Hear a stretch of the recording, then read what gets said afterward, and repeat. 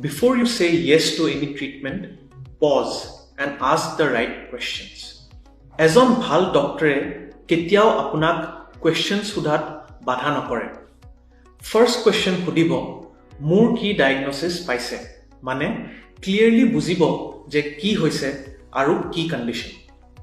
তাৰ পিছত সব অপশন বুজিব ট্ৰাই কৰক. ডক্টৰে যিবোৰ ৰেকমেণ্ড কৰিছে তাৰ বাহিৰে কি আছে সেই কথাও জানক.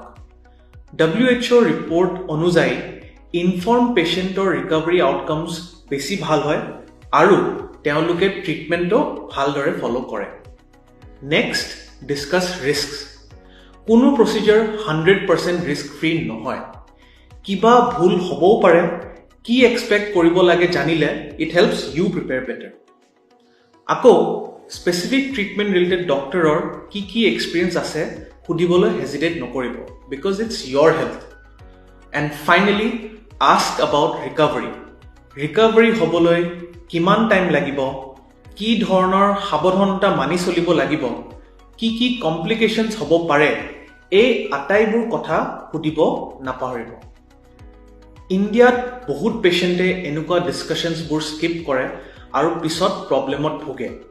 চ' the more you ask, the safer you are. গতিকে আৱেগিক হৈ নহয়, ইনফৰ্মড হৈ আগবাঢ়ক. ষ্টিল যদি আপুনি আনচিয়ৰ যে ডক্টৰক কি সুধিব, চিন্তা নকৰিব. আমি কিছুমান সুধিব লগা এছেঞ্চিয়েলছ কুৱেশ্যনছৰ এটা ফ্ৰী চেকলিষ্ট ক্ৰিয়েট কৰিছোঁ, যিবোৰ যিকোনো চাৰ্জাৰীৰ আগত পেচেণ্টে ডক্টৰক সুধিব পাৰে.